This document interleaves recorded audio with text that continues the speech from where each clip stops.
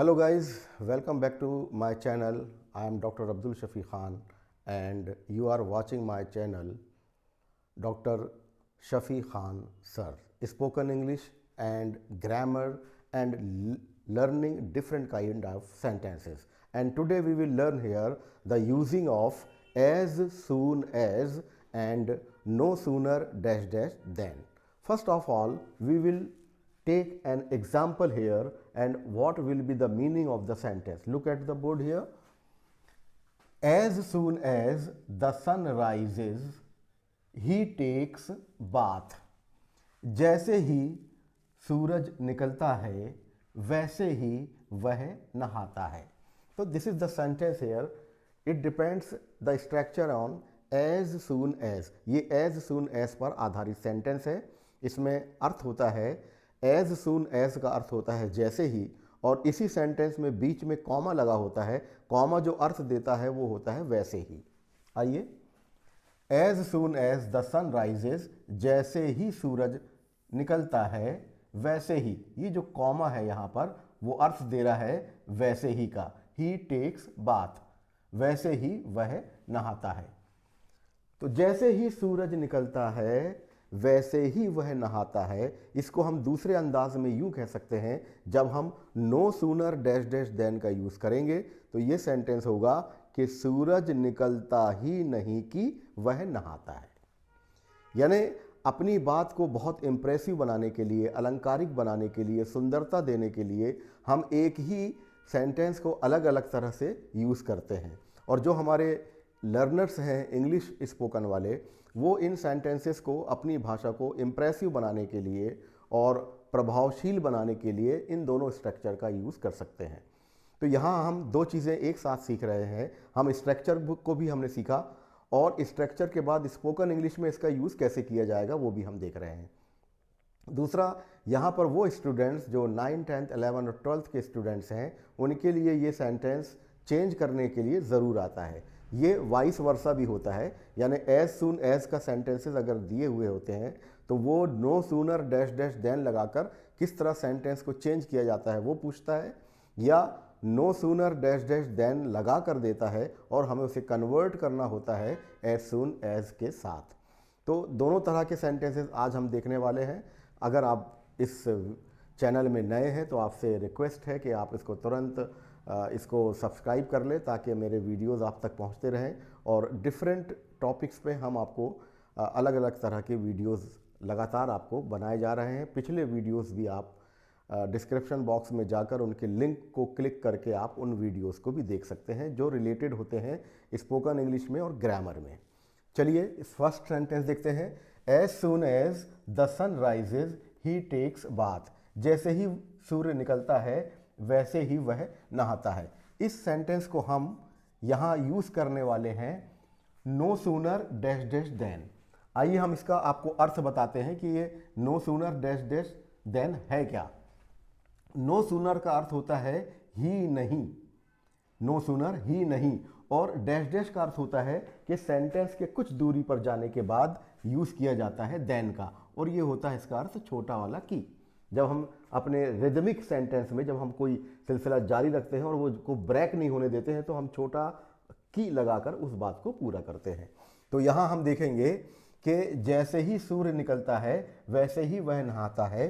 तो हमें यहाँ बनाना होगा कि सूर्य निकलता ही नहीं कि. सूर्य निकलता ही नहीं कि वह नहाता है. सूर्य निकलता ही नहीं कि वह नहाता है. तो आइए इस सेंटेंस को हम चेंज करेंगे no sooner dash dash then में. तो जब नो सूनर का यूज़ किया जाता है सबसे पहले आप नो सूनर का यहाँ यूज़ करेंगे. यानी आपने एज सून एज को यहाँ से रिमूव किया, यहाँ से अलग किया, हटाया आपने, और उसकी जगह यूज़ किया आपने नो सूनर. अब ये जो दूसरा वाला सेंटेंस है हमारा, इसको हम इंटरोगेटिव फॉर्म में यानी प्रश्नवाचक बनाते हैं. और जब प्रश्नवाचक बनाते हैं तो इसमें हम दो चीज़ें देखते हैं. एक देखते हैं हम सब्जेक्ट और दूसरा देखते हैं वर्ब. अगर वर्ब में एस लगा हो तो हमारा यहाँ पर डज का यूज़ किया जाता है. उसके बाद जो भी सब्जेक्ट होगा यहाँ पर जैसे सब्जेक्ट है हमारा द सन, तो हमने सन का यूज़ किया। नो सूनर डस द सन, और ये जो राइजेज है, जब डस का यूज़ यहाँ पर हो गया तो यहाँ से एस हट जाएगा, राइज।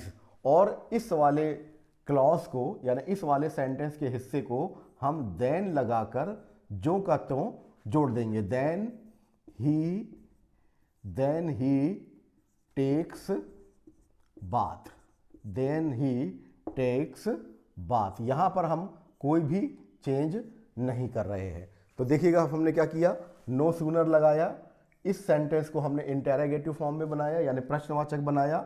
और ये प्रश्नवाचक इस तरह के सेंटेंसेस में 3 तरह से बनता है, डू, डज और डिड। अगर हमारे वर्ब में एस लगा होगा तो डज आता है, वर्ब अगर सेकंड फॉर्म में होगी तो डिड आएगा, और वर्ब अब में अगर एस नहीं होगा, फर्स्ट फॉर्म में होगा तो डू का यूज़ किया जाएगा। और उसके बाद जो सब्जेक्ट होता है, सब्जेक्ट लिखते हैं, देन वर्ब लिखते हैं, देन लगाकर दूसरे क्लॉज को हम जो का त्यों जोड़ देते हैं। तो it is very easy to use here. जैसे ही सूरज निकलता है वैसे ही वह नहाता है, सूरज निकलता ही नहीं कि वह नहाता है। आइए कुछ हम एग्जाम्पल इसी सेंटेंसेस में और देखते हैं। इस सेंटेंस के माध्यम से हम इसको समझने की कोशिश करते हैं।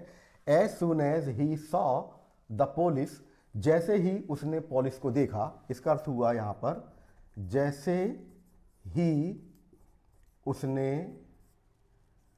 पुलिस को देखा, ही रैन अवे, वह भाग गया।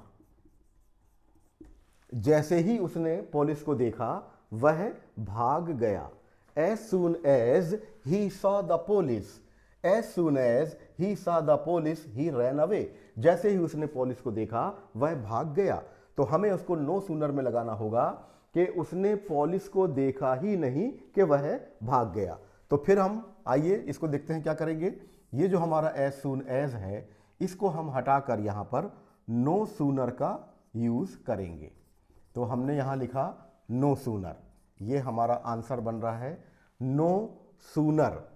अब यहाँ देखेंगे हम सब्जेक्ट क्या है और वर्ब क्या है। तो हमने यहाँ पर देखा कि वर्ब जो है वो सा है यानी पास्ट फॉर्म में है, वर्ब का सेकंड फॉर्म है, तो हमें यहाँ पर यूज़ करना होगा डिड का। फिर हम सब्जेक्ट लगाएंगे यहाँ पर ही, और ये जो वर्ब है ये वापस हमारी फर्स्ट फॉर्म में आ जाएगी यानी सॉ का यहाँ हो जाएगा सी। No sooner did he see police, और देन लगाकर हम दूसरे क्लॉज को या दूसरे सेंटेंस को जो का त्यों हम यहाँ पर नोट कर देते हैं, लिख देते हैं। अब इनकी सेंटेंस लिखने के तरीके 2 हो गए, लेकिन इनका आशय अर्थ एक ही है। कैसे हुआ, as soon as he saw the police he ran away, जैसे ही उसने पुलिस को देखा वह भाग गया। उसने पुलिस को देखा ही नहीं कि वह भाग गया, यानी यहाँ पर नो सूनर का यूज़ किया। सेंटेंस को हमने पुनः इंटेरोगेटिव फॉर्म में बनाया। इंटेरोगेटिव फॉर्म में बनाने के लिए हमें वर्ब पे ध्यान देना होगा। वर्ब अगर सेकंड फॉर्म में होगी तो डिड लगाना होगा, वर्ब में अगर यहाँ एस लगा हो तो डस लगाना होगा, और वर्ब अगर फर्स्ट फॉर्म में होती है तो डू का प्रयोग किया जाता है। उसके बाद सब्जेक्ट होता है, और ये सेंटेंस इस तरह से इंटेरोगेटिव फॉर्म में बनकर देन लगाकर दूसरे सेंटेंस को जो करते हो जोड़ दिया जाता है। तो ये सेंटेंस का हिंदी में अर्थ हुआ कि उसने पुलिस को देखा ही नहीं कि, जैसे हमने लिखा है यहाँ पर ही नहीं का इस्तेमाल होता है नो सूनर, और देन यानी होता है कि। उसने पुलिस को देखा ही नहीं कि वह भाग गया। तो इस तरह से आपने देखा कि एज सून एज और no sooner dash dash then का यूज़ हम बहुत अच्छी तरीके से कर सकते हैं। और भी एग्जाम्पल हैं इसको। जैसे ही शिक्षक क्लास में आए स्टूडेंट खड़े हो गए। As soon as the teacher entered the classroom the students stood up. तो इस सेंटेंस को हम अब स्पोकन इंग्लिश में जब हम इसका लहजा या इसका तरीका चेंज करेंगे और no sooner dash dash then के लेकर आएंगे, तो छात्रों ने टीचर को देखा ही नहीं कि वे खड़े हो गए।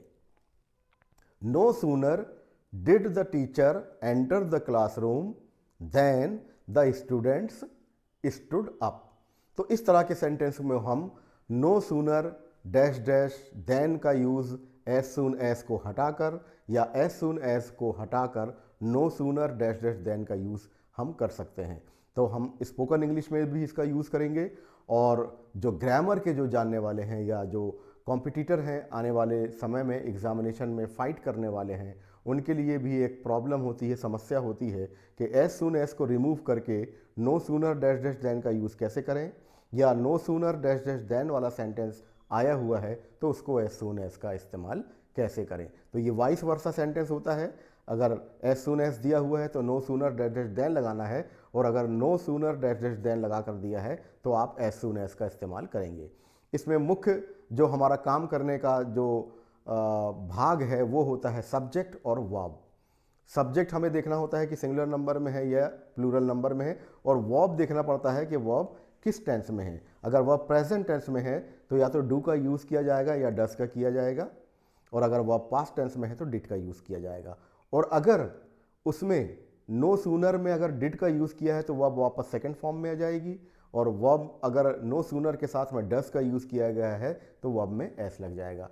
तो विभिन्न एग्जाम्पल्स को देखकर आप इस सेंटेंस को कर सकते हैं। उम्मीद है आपको ये वीडियो पसंद आया होगा, और पसंद आया होगा तो प्लीज़ इसको लाइक और सब्सक्राइब ज़रूर करिएगा। Please keep watching me in doctor Shafi Khan sir channel for learning grammar and spoken English. Thank you very much for watching me.